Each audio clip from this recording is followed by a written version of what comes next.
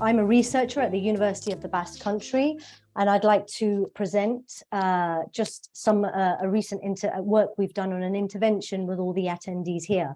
So I'm going to share my screen just to begin with, and share the presentation.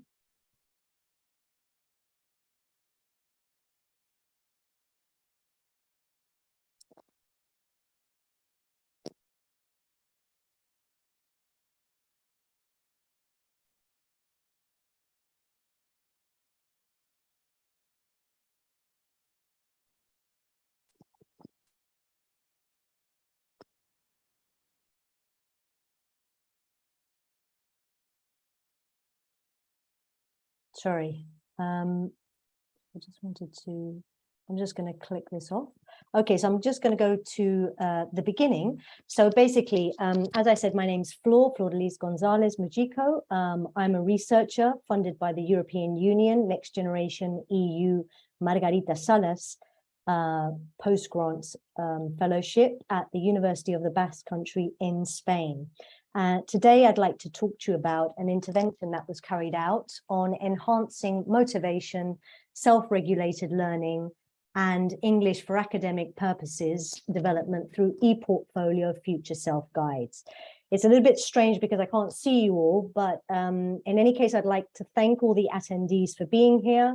I'd like to thank the Universidad de las Américas in Chile for inviting me to present this talk to you all, and especially Benjamin and his team for all the work that has been put behind, you know, in the background to actually get this all together. So as Thomas has just kindly said, so the intervention that I'm going to speak to you about today, there are a few publications on this intervention and this study. So if you do want to look at those, I've put them on the screen now. The first one is a book, or should I say the last one or the latest one is a book that was published this year. And you can access this on the Bloomsbury page, which I'm not quite sure if here. Oops. So in the chat, I'm not quite sure if, I'm just going to put the link here, and this is where you can access the book. So please take advantage and have a read. Okay, so back to the presentation.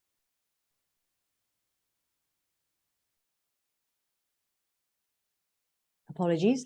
So these are the four publications. Okay, so what I'd like to talk to you about today. So I've divided this chat into 5 sections. So a little bit of background, followed by the rationale for the study, the intervention design, the results, and the discussion and the conclusion. So first of all, a little bit of background on this subject. So basically, the a little bit of background on motivation and self-regulated learning. So the psychodynamics of L2 learning tell us that motivation and SRL can be an obstacle course or an educational opportunity.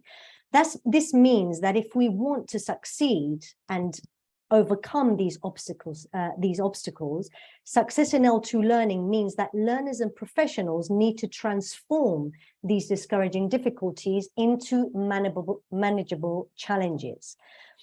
In relation to EAP, now EAP stands for English Academic Purposes Instruction, and it's the practice that students need in order to carry out studies in higher education in studies where English is the official language. Now, this is a fertile context for English foreign language motivation and self-regulation analysis, as it's quite a complex and intensive scenario. Students tend to struggle with focus and drive as they need to overcome certain learning thresholds in order to succeed academically.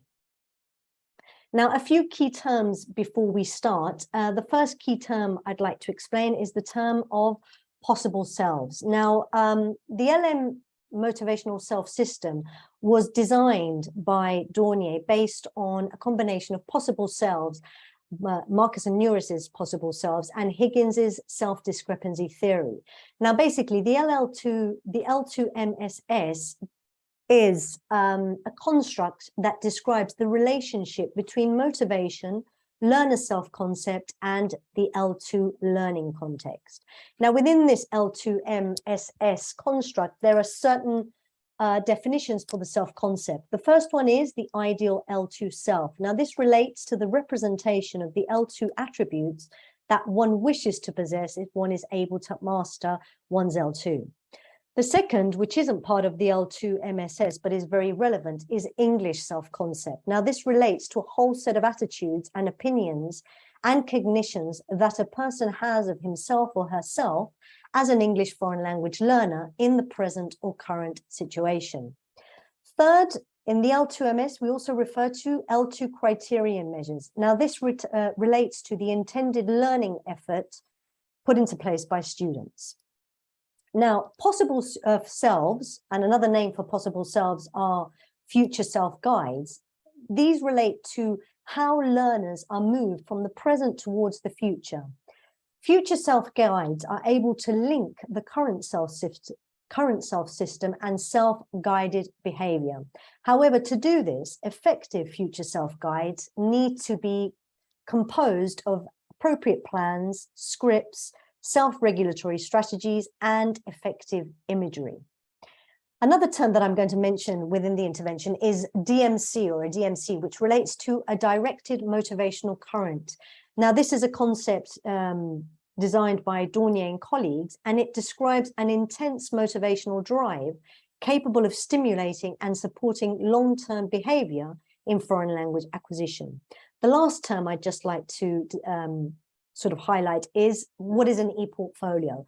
So an e-portfolio is something, an artifact where students can collect and connect digital artifacts in many formats, such as audio, video, text, to apt goals or standards in a reflective manner that demonstrates growth over time. It is not a haphazard collection of visuals. There needs to be some form of reflection in that process.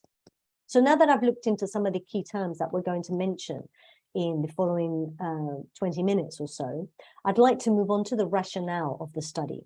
So basically, there were 2 points to the rationale of the study. The first is the pedagogical reasoning. So the idea is that e-portfolios plus future self-guides plus curricular objectives leads to enhanced L2 learning motivation and self-regulated learning.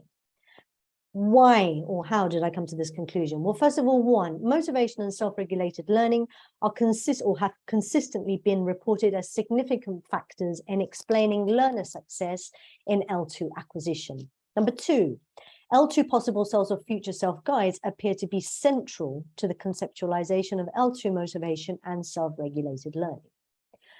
Number three, the successful integration of e-portfolios is only meaningful to students and enhances learning when consistent with sound educational principles that align with the curriculum, specifically in relation to identity control, self-assessment, and goal attainment. So this was the pedagogical reasoning. Now we move on to the conceptual premise of the framework for this intervention. So there were 2 points here. The first one is that if we use a multiple approach system, that this will give us a fuller understanding of the self when research is conducted within dynamic constructs. The second premise was that the most persuasive, that interventions appear to offer the most persuasive evidence of motivational impact when they are designed or underpinned by digital technology and learner-centered project work, as these can lead to significant DMC, so significant directed motivational currents that have been proven as an apt measure for this type of study. Okay, so based on these 2 premises, so the pedagogical reasoning and the conceptual premise, I designed this structural framework for e-portfolio future self-guides. Now, this structural framework is a compilation of 5 phases using 3 constructs, which leads to a very dynamic framework. So the 3 constructs or dimensions that were used in this structural framework were Barrett's e-portfolio development process. The second dimension was Zimmerman's cyclical model of self-regulated learning. And the third dimension were Hadfield and Dornier's Future Self Guides. So even though there are 5 phases, the 5 phases primarily refer to the e-portfolio development. The other 2 are just 3 phases. So the first phase would be defining the portfolio. So this is the context and goals. In relation to self-regulated learning, this will be the forethought phase. So the pre-learning performance processes that include task analysis and self-motivation beliefs. And in relation to future self-guides, this relates to imagery identity. So short induction to raise learner awareness and substantiate the vision of an L2 ideal self. Phase 2, this relates to the working portfolio. So this is the collection, the interjection, the design, and the plan of the portfolio. Self-regulation relates to the performance of volitional control phase. So here, these are processes occurring during the learning performance that include self-control, task strategies, imagery, self-instructions, time management, environmental structuring, help-seeking, and self-observation. In relation to future self-guides, this relates to mapping the journey. So an activation of the desired L2 ideal self through realistic strategies and plans. Phase 3, so phase 3, 4, and 5, so this is the reflective portfolio, the connected portfolio, and the presentation portfolio, which is obviously when they reflect, they select, reflect, direct, develop, inspect, perfect, connect, implement, evaluate, respect, celebrate, present, and publish. This relates to the third phase of the cyclical model, which is the self-reflection phase.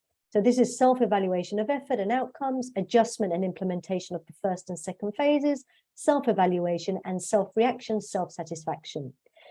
In relation to future self-guides, this relates to keeping the vision alive and performance evaluation, which is based on ongoing reflection and evaluation of phases 1 and 2. So this was the structural framework upon which I based the ePortfolio Future Self Guides. So now I can tell you a little bit about the intervention design. So where was this intervention conducted? So this was integrated into a 6-week EAP pre-sessional course for undergraduate L2 English students at a UK university. The sample consisted of 205 students and 18 teachers, of which 85 students and 8 teachers made up the control group. The actual EAP program had 3 modules. The first module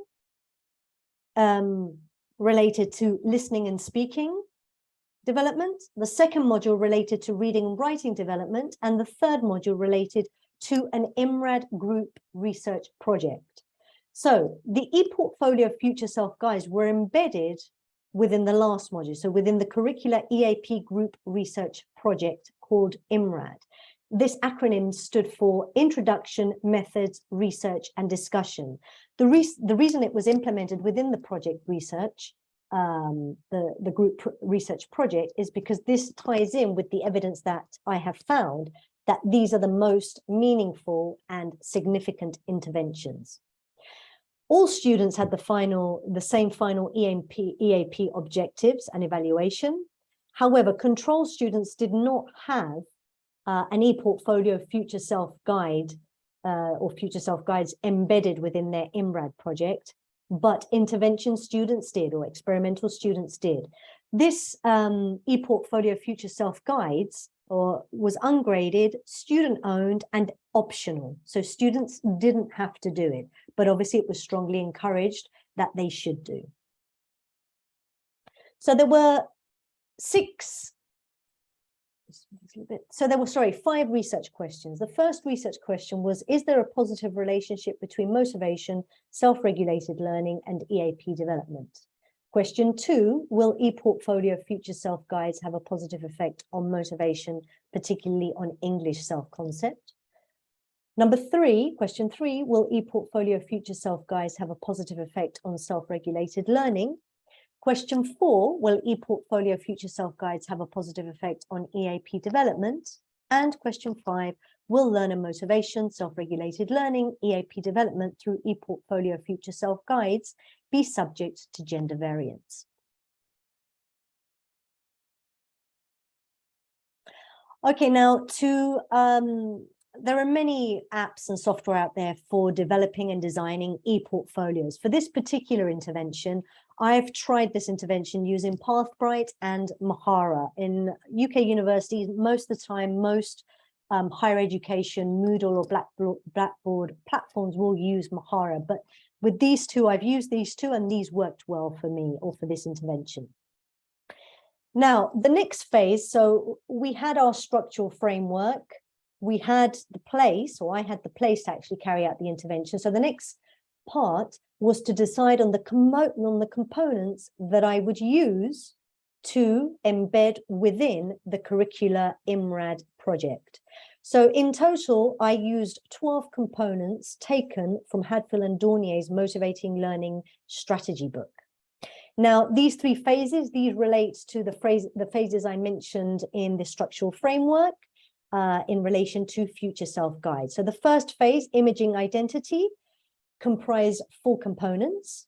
The second phase, mapping the journey, had 2 components, and the third phase, keeping the vision alive, had a total of 6 components. Now, in a bit, I'm going to provide some examples of how these components were designed and embedded into the IMRAD project workbook or course book. And I'm going to look at specifically at components 2, 4, 6, and 12.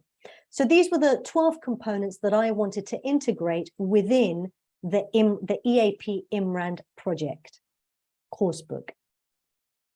So how did I do this? Well, next I had to look at the actual IMRAD project, research project, and see how I could link these components to the activities that had to be carried out in the scheme of work. So the IMRAD project took place over 6 weeks. So students had 6 weeks of activities. Every week, except for week 1, there was a module assessment. So there was a type of formative assessment. Then we had the scheme of work for every week. And then in the last column, we can see the ePortfolio Future Self-Guide activity I have integrated into that scheme of work. So a couple of things I'd like to highlight here. So from the module assessment, there are 2 consistent elements of formative assessment. Now this relates to progress presentation and drafts. So basically, because students had to complete an IMRAD research project, every week they had to present as a group 1 section of their project, which goes back to the acronym. So introduction, methods, results, and discussion. So they did this as group. Then individually, they also had to present the drafts for these sections of their projects. So both the presentations and the drafts were included as part of the ePortfolio, and these related, so the progress presentation related to component 6, which if we go back is keeping the vision alive, and component 12 related to the draft, which is also about keeping the vision alive. So every week they were keeping this vision alive of what they wanted to be as an L2 future, ideal future self. And then obviously we had other components that also worked within the scheme of work to help the development of this ideal L2 self, and also to help with learning thresholds and actual curricular activities. So to provide you with some examples of how this was conducted or carried out, I want to, I'm just going to move this a second to the bottom. Okay, so here we have an example of, so this is component 2, and this was on week 1. So this is the task, so the research question and ethics. So basically they have a possible self tree, and they have to ask themselves these questions and complete the possible self tree based on these questions. Now, these questions are linked to the curricular activity they have in task 2, which is a group activity. So the first thing that they have to do is, for the curricular IMRAD project, is they have to think about, as a group, which research question they would like to discuss, which research question they are going to develop in their IMRAD project. And what the possible tree from the ePortfolio does is it starts to brainstorm some ideas as an individual towards this task. So that was one of the components. Another component, which was component 4, and this was in week 2, So if I just go back. So component two is creating the vision identity tree, and it relates to imaging identity. And component 4 goes back to mapping the journey. And this is about personal goals, goal breakdown, and study plan. So proximal and distal goals. So basically here, students had to think about a goal breakdown. So what are they going to do every week? What are they going to do to accomplish the goals and all the assessments that they need to do that week? How are they going to do this? Setting research objectives. How are they going to go about doing the research that they need for the actual project? And then they had a broader sort of scheme of work for every day that week. And what they had to do is every week they would have to upload this goal breakdown, setting research objectives, and the final structure for the week onto their portfolios. And there they could see whether they were adhering to their goals, whether they needed to move the goalposts, but they had an overview of, are they doing what they said or what they intended to do at the beginning of the week? So the next activity or component I'd like to share with you is component 6. So this is weeks 2, 4, and 6. Now, component 6 relates to keeping the vision alive. So it's developing identity, giving a presentation. So every week, students had to give a presentation. This was part of the curricular IMRAD project. What wasn't part of the project is that they had to record themselves and then load it onto their portfolios and review it and give each other feedback on that so that they could see their development. So here, every week, they'd have to present a section. So this particular week, they have to present the section on methodology. They would get feedback from their peers. They would think about that feedback, and then they would think about ways to improve for the presentation they'd have to give the following week. The recording of the group presentation, the feedback, and the changes made would all be uploaded onto their e-portfolio. And this happened every week, 2, 3, 4, and week 6.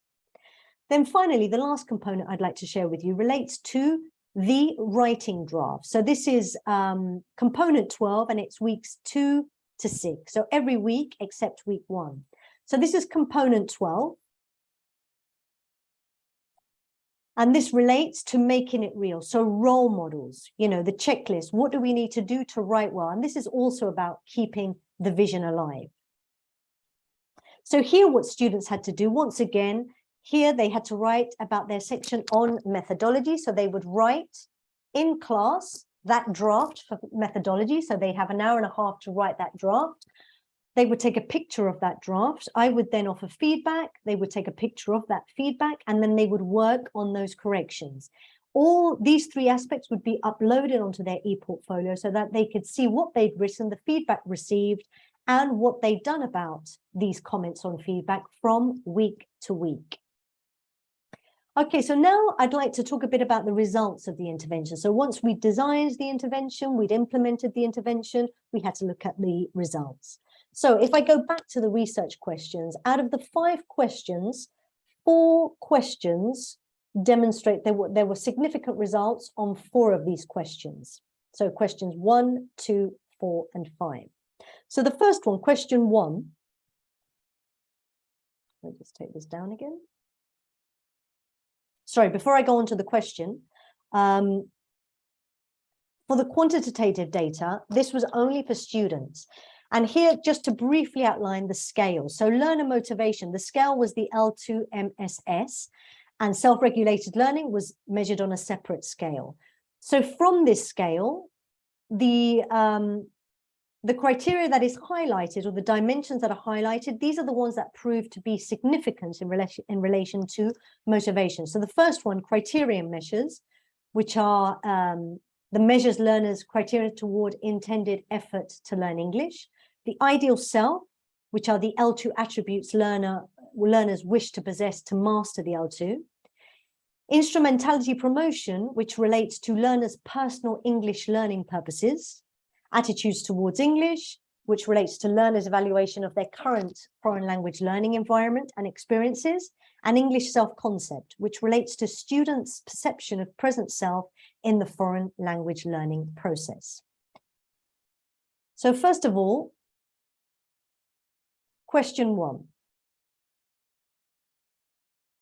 So question 1 was, is there a positive relationship between motivation, self-regulated learning, and EAP development? The answer is yes. So basically, findings reported a strong positive correlation, but this was only between self-regulated learning and the L2MS dimensions of ideal L2 self, criterion measures, attitudes to English, and instrumentality promotion. In regards to the coefficient of determination, self-regulated learning helped to explain between 27 to 44% of the variance in participants' scores on these L2MSS variables. Question number 2, research question number 2. Will e-portfolio future self guides have a positive effect on motivation, particularly on English self? Well, again, the answer was yes.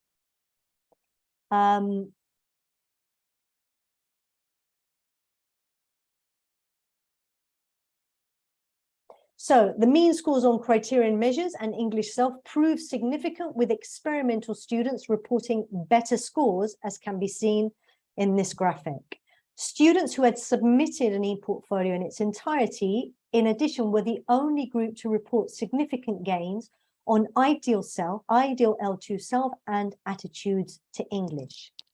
However, pre-test and post-test means for L2MSS variables could not be compared between the experimental and control group due to pre-existing differences on pre-test L2MSS mean scores, which it would have been interesting to see this, but this was not possible. Okay, research question number 4. Will e-portfolio future self-guides have a positive effect on EAP development? Again, partially, the answer was yes. So the degree to which e-portfolios were implemented in the classroom had a significant effect on academic results. Students who had submitted an e-portfolio in its entirety were the only group to report significant gains on listening proficiency. Question number 5. Will learner motivation, self-regulated learning, EAP development through e-portfolio future self-guides be subject to gender variance? Within groups, there was a certain degree of gender parity, or a certain degree of gender parity was observed among learners who submitted an e-portfolio in its entirety. Participants who had not been exposed to the intervention reported the most gender variance, while e-portfolio complete participants registered only one difference concerning attitudes to English, as can be seen in the graph. Okay, now moving on to some qualitative data. Now, I managed to obtain qualitative data from both students and teachers. First of all, I wanted to know students' comments on the actual intervention and on e-portfolios. On the whole, their comments were fairly positive. Basically, they thought that the most motivating aspects were the presentations, the evidence, and the visuals. And they definitely identified uploading presentations as the main initiator of a directed motivational current during the intervention.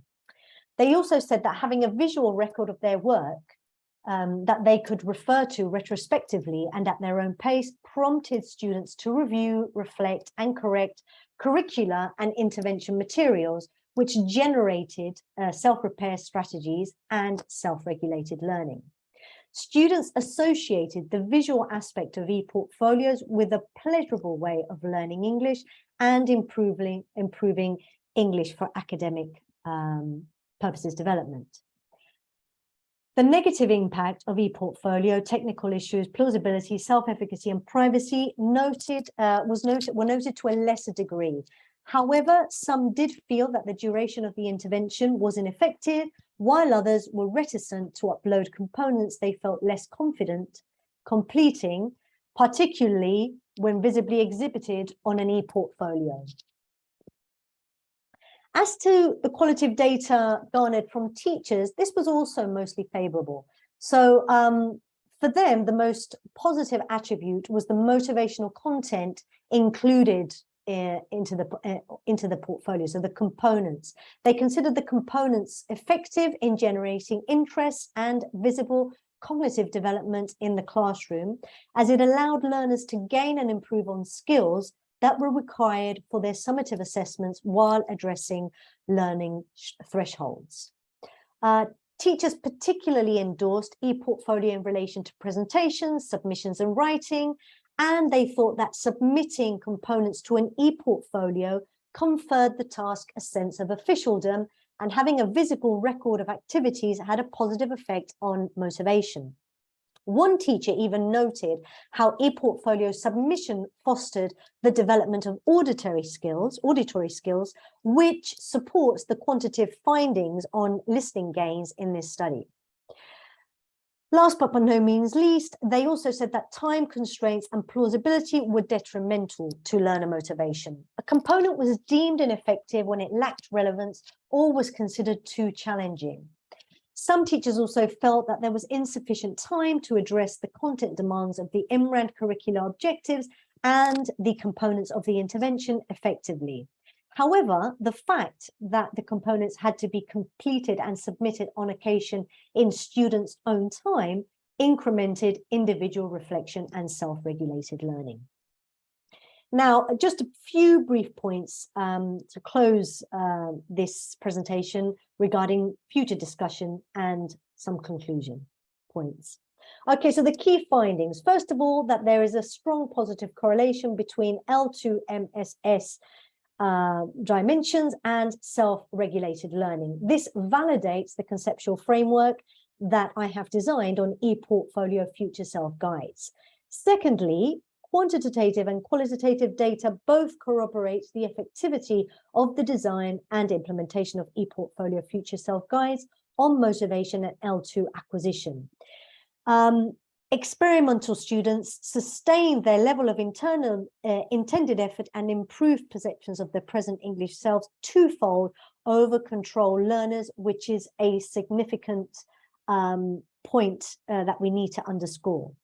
Thirdly, students who submitted an e-portfolio in its entirety were the only groups to report significant gains on listening proficiency, L2 MSS criterion measures, intended learning effort, ideal L2 self, attitudes to English, and English L2 self, and a certain degree of gender parity.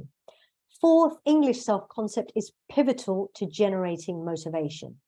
Basically, it was through the e-portfolio, reflection and evidence that actually triggered self-repair strategies among students, which initiated a clear directed motivational current of learning acquisition.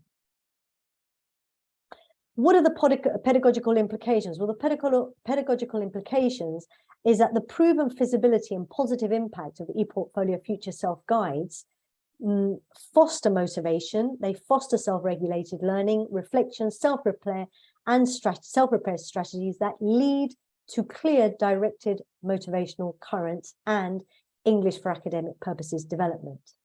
In other words, a visible record of students' EAP production in the present is an effective gauge of their language development, which leads them to effective English foreign language identity construal. On the negative, we need to take into account the time constraints, and these need to be addressed. However, if plausibility among teachers and students is achieved, intervention components could extend beyond the classroom. And thirdly, future replication is needed to consolidate the findings obtained to extend these results to a larger sample over a longer period of time. Thank you for your time and thank you for listening. These are some of the references that I've used. Any questions?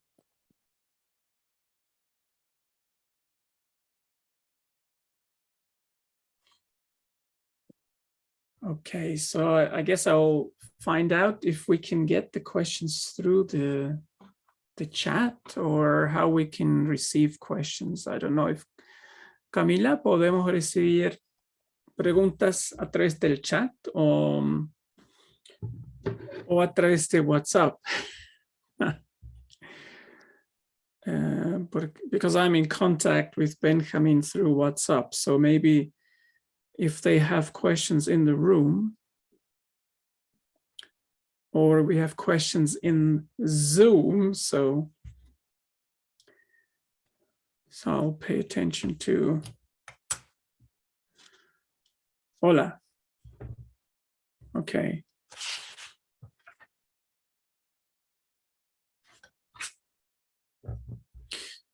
maybe I can ask some questions myself. So I've got a couple one of of the questions things here. Oh, you got some? Yeah, I don't know if you in the Q&A, so click on the Q&A. Ah, you're right. Okay. Yeah, there we go. Okay, so it's question number one. Hi, Flor. Thank you very much for your presentation. My question is related to the optional nature of the activity. How do you think this could be implemented with students who are beginners in the L2? Would you emphasize more certain stages? Would it be totally different? Hi, well, thank you very much for sharing this question. I think what's fundamental is that whether it's not so much about the level, so it's more about how do you implement these activities that Hadfield and Dornier have presented in motivating learning within the curricular objective. So if they're in L1, we need to start from what do they need to do? What are their objectives, both regarding assessment and learning objectives, and then embedding these strategies in the e-portfolio so that they tie in to those curricular objectives. So obviously it would change. First of all, if you did the possible self tree, for example, where you would change those questions and you would adapt them to the context that you want to use them in, and also the language. If it's an L1, obviously the grading of the language needs to be higher, more superior. So you would grade those aspects. So how do you think this could be? But I think it could be implemented at any level. But again, it always has to tie in with those, evaluation objectives and linguistic objectives of the student. But you could still use the same activities. I mean, obviously not so much a presentation or a draft, because that's quite long, but you might get them to do a role play, or in the draft, you might get them to write a short 20-word essay, 20-word story. So you would adapt it to those linguistic needs, but the actual frame, let's say, of the activity could still say the same, but you would have to grade that content to the linguistic ability of that student. Let me know if that doesn't answer your question, or if you still have any further doubts. There's another question. Did students receive any kind of training to use the e-portfolio? So both teachers and students had teachers had a day training, and so did students, just to understand how the e-portfolio worked and how they, what they needed to do to use it, and also a little bit about the actual objective. So what was the purpose of the e-portfolio? Because otherwise they won't really understand, why do I need to put in this extra work? What's the point? Let me know if that doesn't answer your question.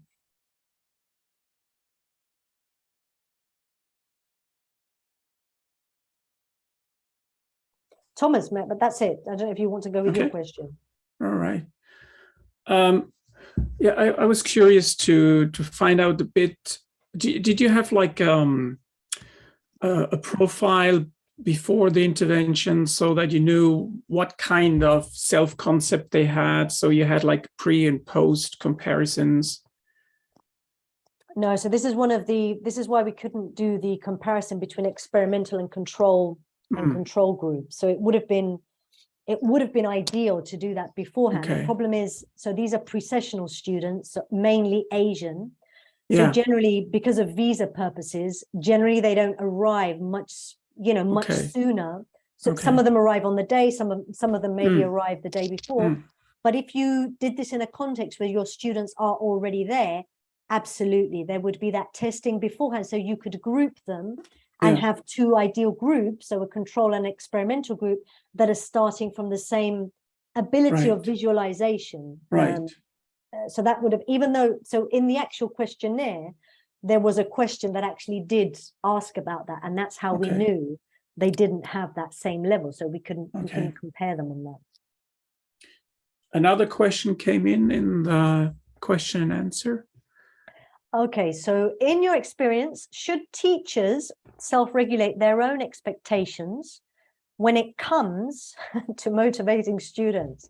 I'm asking this because sometimes we have students who go through our English courses as part of their program, but not necessarily out of their own volition. They lack an important level of motivation. Absolutely. And this is why this intervention was really important. Pre-sessionals are not volitional. They're obligatory. So basically, if you don't pass them, you can't go into higher education. And the goal for these students is to get into higher education. So it's almost, so first of all, they resent the fact that they have to do a pre-sessional because they want to go straight into education, higher education, whatever. In this case, it was undergraduate. So whichever undergraduate program they've opted for, because they don't have the acquired level or the required level of English, they are imposed this pre-sessional. So it's almost like you're a gatekeeper. So there's a lot of resentment as to why am I doing this? And that's why the intervention results are so successful, because despite this negative, let's say, kind of this negative attitude from the onset, because students don't want to do the pre-sessional, they were still successful. And that's very significant, because the reality is that a high percentage of English courses within higher education are not optional. They're obligatory. So we need to, we need to integrate resources and strategies that are effective. Because if they're not effective, on top of the fact that they already resent having to do something additional to get to where they want to be, well, that's like an added obstacle.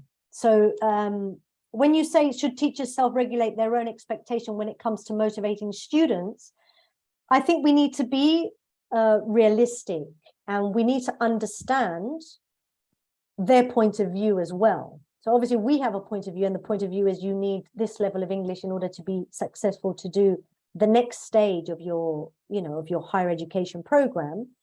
But at the same time, I understand why you may feel demotivated right now because you don't want to be here, or you don't want to invest this additional time doing this. I need to take that on board.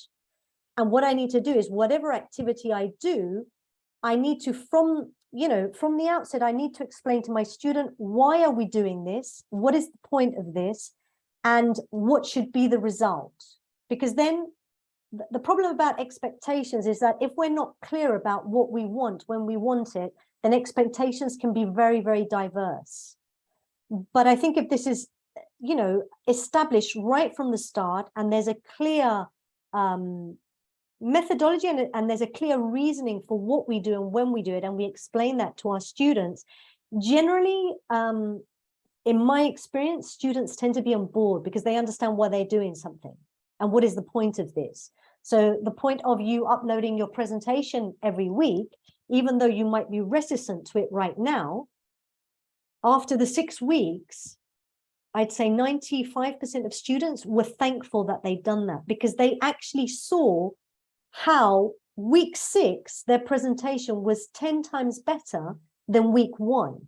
And because they had this visual presentation, it wasn't imagination, it was real. They had evidence that when it came to week 6, and I don't just mean their English, I mean their level of anxiety, their confidence, their stand, their gait, their modulation, it was a range of aspects that they could see for themselves. Because if you're not able to see your own progress, it's pointless, really.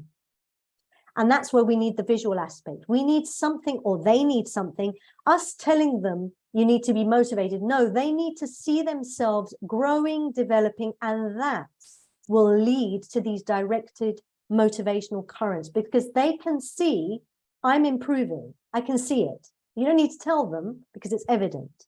And this is the bit where, expectations, well, we need to understand that they need to see that they're growing. And generally this gets reduced to a grade, and it shouldn't be like that, because it's not about your grade. It's about, do you think you, in this case, speak better English, are confident when you speak English? And this is the present English self-concept, right? My English self-concept as an EFL or as an L2 speaker of English, do I look more confident? Do I feel more confident? And do I sound better? And to be able to gauge that, you need evidence. Yes. Okay, there are two questions. One came in the Zoom chat. Nevia is asking, were there some students who didn't get involved in the activity? Absolutely. So there were, because it was optional. There were two reasons why it was optional, because it's an intense course, and obviously you know there were some ethics involved here, because obviously those that did some extra work, was this detrimental to their other work? Yes. I mean, obviously the answer is no, because you can see that academically they did better. However, maybe they were more stressed. So this is why we couldn't sort of enforce it upon them. But to answer your question, generally the students who didn't participate, it was generally because the teacher, because bear in mind that there were also 10 teachers involved. It wasn't just the students, and it wasn't just me. There were other participants here to give us a more objective observations, because if it's just the researcher, this is bias generally. So we had other teachers and we had their perspective about what was happening. Generally, when the teacher was on board and they understood why we were doing this and they felt that this was a good idea, students participated more, which, underscores the importance of teachers getting involved in research, which a lot of the time they're not, and they don't see the value of it. So this is another area that needs to be worked upon. Interesting point. Another question in the Q&A, there was a difference between male and female subjects regarding IT issues. How do you interpret this? Yes, so, I mean, there are many ways we could interpret this. I mean, the first thing that I want to highlight is, I didn't mention this before, but they were Asian learners. So there were certain cultural aspects that did relate to gender. So, for example, the fact that, so obviously with the cultural value of saving face, so ought to expectations, this was far higher for male students than for female students. So the fact that there was evidence that there was something visible about their work led to them, it led them to be more motivated in a way to present their work. These kind of ought self-expectations. So what others, the intended behavior, I think I should have, or others will expect me to have. And this in turn probably had an effect on the IT issues. It was a case of, I've got to make this work because it's got to look good. And so it was a case of, I need to overcome this, because the kind of the L2 motivation dimension of the ought L2 self played a significant part in the production of their e-portfolio. Okay, I think the hour is up, but I burned to ask one more question myself.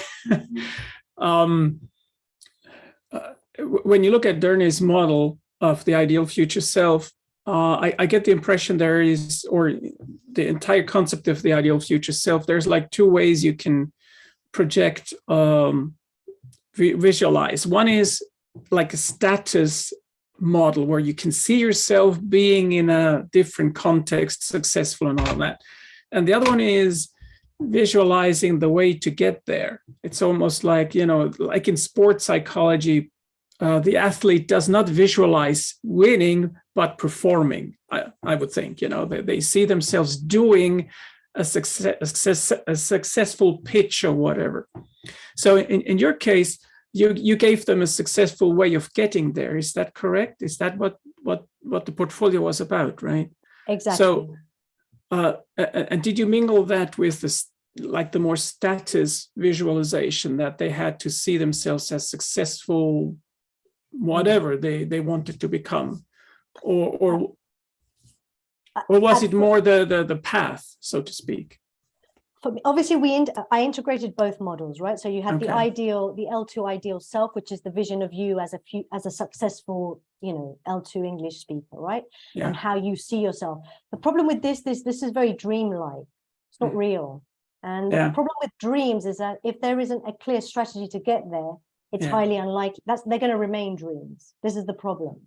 Yeah. It was more the sports strategy, and this is based on Marcus Aurelius, psychology. This is used a lot, and it's a case of how do I get there? But and also in the results, this became very clear because the English present self was predominant.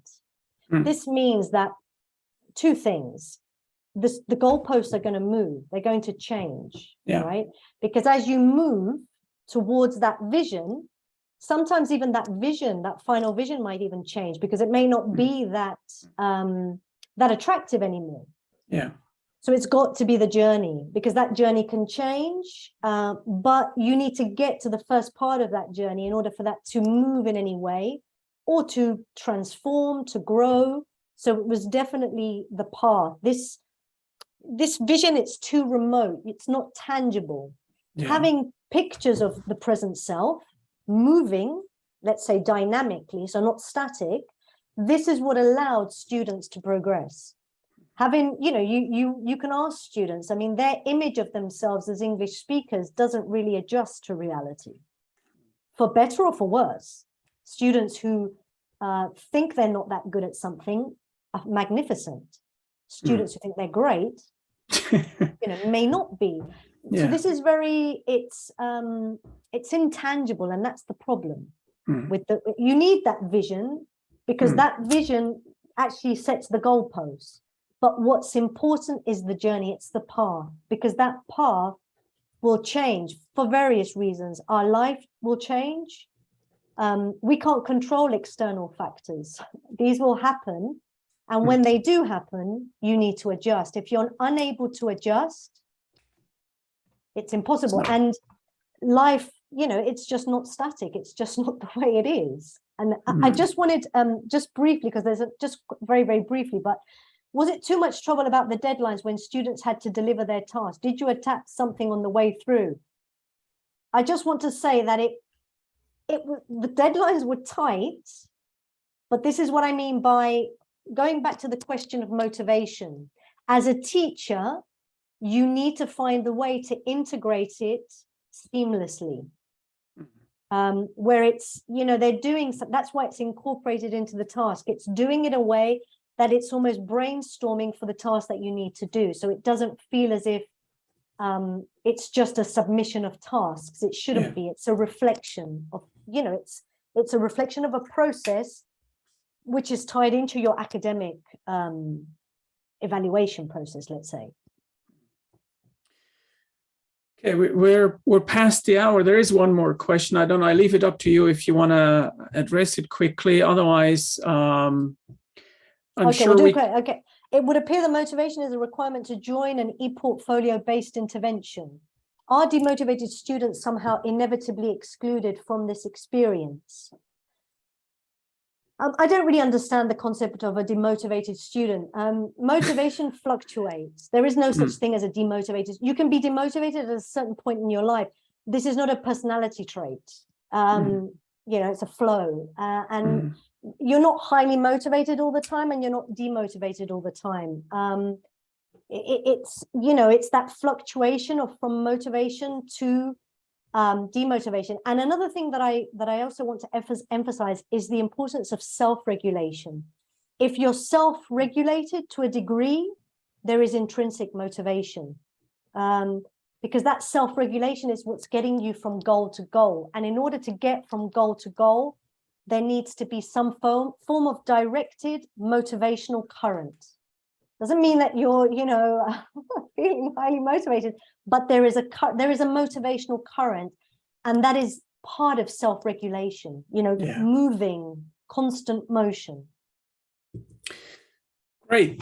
Well, thank you so much. I think we touched on so many interesting ideas, and it would be great to have maybe part of the presentation or some of the links there so we can do some follow-up, some reading. Thank you very much, Flor, for the time and the presentation. We're all interested to know how we can help our students to create that path for themselves, to see themselves as successful learners and to succeed in the end. So thank you very much for this webinar. Thank you, everybody, for attending, for your questions. I see there is another. Is there the question coming in, or is it just saying goodbye? Thanks for the presentation. That's what it is. All right. So thank you, everybody. Thank you in Santiago. I hope we stay in touch and see you next time when we again want to address questions of motivation as part of our webinar series. It's a pleasure. Thank you very much for the invitation. All right. All right. All the best to everybody and see you next time. Take care. Bye-bye. Bye-bye.